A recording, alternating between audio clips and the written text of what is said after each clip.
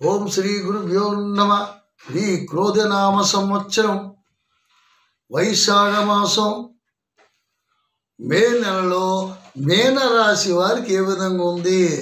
మీనాధిపతి అయినటువంటి వాడు గురుడు మొన్నటి వరకు ధనాధిపత్యంలో ఉన్నాడు. ఇప్పుడు తృతీయ స్థానంలోకి వెళ్ళాడు, వృషభంలోకి పోయాడు. ధనస్థానంలో ఉన్నప్పుడే ధనాధిపతి ఎక్కడికి వెళ్ళిపోయాడు? నెల లెక్కేసుకుంటే ధనాధిపతి కుజుడు పంచమ స్థానంలో కుజుడు నీచబడిపోయాడు. ఇక్కడ చాలా గమ్మత్తుగా ఉందండి. పుత్రులు మీ మాట వినరు. పిల్లలు ఎవరైనా సరే పిల్లలు ఉంటే అయితే వాళ్ళు మీ మాట వినరంట. రైతాంగం కొన్ని ఇబ్బందులు ఎదురవుతాయి. రైతాంగానికి కొన్ని ఇబ్బందులు ఎదురవుతాయి. భయపడుతున్నా పని లేదు. అది పూర్తి లాభం చేయకూడదు. అంత లాభ నష్టాలు సమతుల్యంగా ఉంటాయి రైతుకి. కానీ మీనరాశిలో ఉన్నటువంటి వాళ్ళకి కూడా చెప్తాం, బియ్యం పంట బాగా పండి వస్తుంది, కలిసి వస్తుంది అనేసి ఆ మధ్యకాలంలో కొంత మనం చెప్పాం. ధాన్యం బాగానే ఉంటుంది, కానీ ఇప్పుడు కొద్దిగా ఇబ్బంది కలుగుతుంది నాయన. పంటలు వేసేవాళ్ళు జాగ్రత్త చూసుకోండి. పూర్తి నష్టం రాదు, కానీ నష్టం అనేది తెలుసుకున్న తర్వాత మనం జాగ్రత్త పడడం మంచిది. ఇప్పుడు ఈ రైతుకి కొంత మనకేముందంటే నష్టం కలుగుతుంది అని తెలుసుకొని మనం చెప్పడం వల్ల ఆ రైతు జాగ్రత్త పడతాడు. ఎప్పటి నుంచి పంట కలిసి వస్తుంది అంటే సెప్టెంబర్ అక్టోబర్ నెల నుంచి వాళ్ళు వేసుకున్న పంట ఫలితం వస్తుంది, బాగానే ఉంటుంది. అయితే రియల్ ఎస్టేట్ వ్యాపార రంగం ఎలా ఉంది? మొన్నటి వరకు ఆగిపోయింది. ఆగిపోయిన వ్యాపారం మళ్ళీ పార్ట్నర్షిప్ వ్యాపారంలో మళ్ళీ కదిలాడుతుంది. అయితే ఏదైనా మనస్పర్ధలకు దూరంగా ఉండాలి. మనస్పర్ధలు రాకూడదు. జాయింట్ తగాదాలు, జాయింట్ వ్యవహారాలు కారణం ఇక్కడ ఒక సమస్య ఉంది. జన్మలో రాహు ఉన్నాడు, చల్లటి వాడే. నీ దగ్గర ఉన్నాడు, నీతోనే కలిసి ఉన్నాడు. నీ వెనకమారు ఆడే ఉన్నాడు. వెనకమారు శత్రువు, ముందు నీతో కలిసి ఉన్న శత్రువు. పరిస్థితి నువ్వు ఎలా ఉంటావు? నలిగిపోతున్నావు. కుటుంబాధిపత్యంలో శత్రుశేషం, సమాజంలో శత్రుశేషం, ఇన్ని రకాల శత్రుశేషం ఉన్నప్పుడు మనిషి ఏ విధంగా ఉంటాడు? వెనక్కి ఇలాగ అడిగేద్దామంటే గొయ్యిలో పడతాడు, ముందుకు వెళ్దామంటే నూతిలో పడతాడు. ఆ విధంగా ముందున ఒక శత్రుశేషం కలిసి ఉన్నాడు. మన చంపుతాడో కొడతాడో భయంతో బెదురుతున్నాడంటే మన పరిస్థితులు వెంటాడుతున్నాయి. వెనక నుంచి ఒక గుప్త శత్రువు నన్ను వెన్నుపూడి పొడుస్తున్నాడు. అటువంటి పరిస్థితిలో ఈ మీనరాశి ఉంది. ఎటు సంకోచం లేదు. కుటుంబాధిపత్యంలో విరోధం, బంధువర్గంలో విరోధం, ఆనందం కోల్పోవడం, ఆరోగ్య సమస్యలు జటిలితం అయిపోయి. ఏంటి గురుడు మారాడు కదా, మంచి యోగ దశలో ఉంటుంది కదా. ఎందుకు అవుతుందంటే గురుడు ఎప్పుడు కూడా మీనానికి తోడే ఉంటాడు. మీనరాశి వారు గురుడు తోడే ఉంటాడు. కానీ ఇప్పుడు ఉన్నటువంటి పరిస్థితుల్లో కుజుడు నీచబడ్డాడు. కుజుడు నీచబడిపోయినప్పుడు ఎలా ఉంటాయి? గురుబలం కూడా నీచబడింది. ధనాధిపత్యంలో ఉండేవాడు గురుడు. మీనానికి ధనంలో గురుడు మేనల్ని మారిపోయిన తృతీయాధిపత్యంలో ఒకరి మీద వాలిపోయాడు. ఇక్కడ శుక్రుడు వచ్చాడు. శుక్రుడు అంటే విలాసాలు ఉంటాయంటారు. విలాసాలు కావు, రోగాలు కూడా ఇస్తాడు. అది చాలా జాగ్రత్త అవసరం. సడన్గా దెబ్బతీసేవాడు ఎవడంటే శుక్రుడే. శుక్రుడు ప్రాణహానికారకుడు. అందుకే అంటే అష్టసాముద్రికలో చెప్తాం. ఇక్కడ చిటకలు వెళ్ళేమో జన్మం అని చెప్తాం. మాతృస్థానం జన్మం నాయన అని చెప్తాం. ఇది పుట్టిక అంటాం. ఇదేం చెప్తాం? శుక్రస్థానం అంటాం. ఇది మరణం అని చెప్తాం.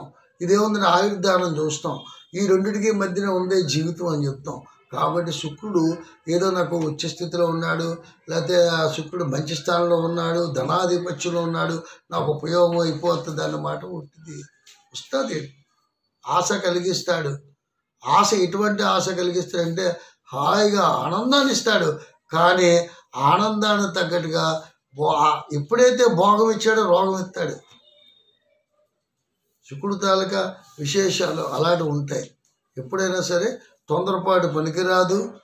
చాలా జాగ్రత్త నిర్ణయాలు తీసుకోవాలి. ఎందుకంటే రాహువు కూడా ఉన్నాడు. చండాలుడు నీతో కలిసి ఉన్నాడు. అది కూడా చెప్తాను, ఇంకోసారి చెప్తాను వినండి. చండాలుడు నీతో కలిసి ఉన్నాడు. వెనకమాల శత్రువు పొంచి ఉన్నాడు. గుప్త శత్రువా? నీలో కలిసి ఉన్నటువంటి స్నేహితుడే శత్రు రూపంలో ఉన్నాడు. బియ్యమందు శని అంటే స్వచ్ఛాత్రం. మళ్ళీ వాడికి ధైర్యం చెప్తున్నాడు, అయ్యా నీకేం పర్వాలేదు, నీ వెనకమారు నేనున్నాను, నీకేం పర్వాలేదు. వాడు నిన్ను ముంచడానికే ఉన్నాడు, వీడు కూడా కలిసి ముంచడానికి ఉన్నాడు. జాగ్రత్తగా ఉండాలి. జాగ్రత్త, భయం నాస్తి. ధైర్యం తెచ్చుకొని కూడబెట్టుకొని ఉండాలి. ఆరోగ్య సమస్యలు చాలా జటిలత్వం అవుతాయి. ఆరోగ్యాన్ని కాపాడుకోవాలి. తెలియని వ్యక్తులతో పరిచయాలు పెంచుకోకండి. చూసారు ఇక్కడ ఇప్పుడు చాలా చాలా చక్కని సమస్య.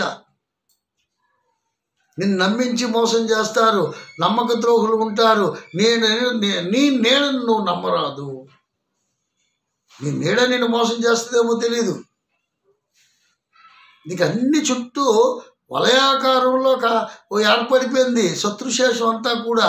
రుణశేషం, శత్రుశేషం, బంధువర్గంలోని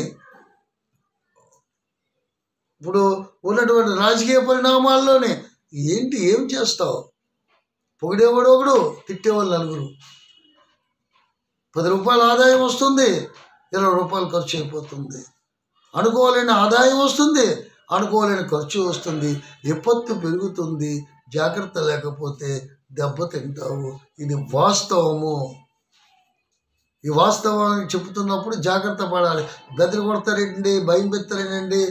శనిగ్రహం కాంతివంత సంవత్సర దూరంలో ఉంది. రావు అన్నది గ్రహమే కాదు, ఛాయ. ఇది ఒక సిలబస్సు, ఋషీశ్వరులు ఇచ్చిన సంపద. దీన్ని బట్టి మనం ఏ విధంగా నడుచుకోవాలనేటువంటి మార్గాన్ని సూచించారు పంచాంగకర్తలు. దాన్ని బట్టి గోచారాన్ని మనం కంపేర్ చేసుకొని మన జాగ్రత్తలు తీసుకొని నడుచుకునే విధానం ఉంది నాయన. భయపడవలసిన పని లేదు. దైవాన్ని నమ్ముకోండి, ముందుకు అడుగేయండి, మంచి శుభఫలితాలు ఆశిద్దాం. దైవాన్ని అంటే మీరు శివాలయాన్ని, శివుని ఆరాధించండి. అయితే ఈ మీనరాశిలో ఉన్న వాళ్ళకి అమ్మవారి కరుణాకటాక్షాలు ఎక్కువ ఉంటాయంట. దీనికి పెద్దలు చెప్పారు, పూర్వం నుంచి గ్రంథాలు కూడా సూచిస్తాయి. అందుకే ప్రతి శుక్రవారం అమ్మవారికి వీలైనంత వరకు కుంకుమ పూజ చేయండి, కుంకుమార్చన చేయండి. 1,000,000 జన్మల సోఫలము మీకు దొరుకుతుంది. అమ్మవారి అండదండలు మీకు ఉంటాయి. ఎప్పుడూ ఒక తల్లి తాలూకు శక్తి నీలో కలిసి ఇముడుతూ ఉంటుంది. కాబట్టి మళ్ళీ మరో ఎపిసోడ్తో ఈ మీనరాశి గురించి ఇంకా విపులంగా చెప్పుకుందాం. మళ్ళీ మరో ఎపిసోడ్తో మేము ముందుకు వస్తాను. అంతవరకు సెలవు. ఓం శాంతి.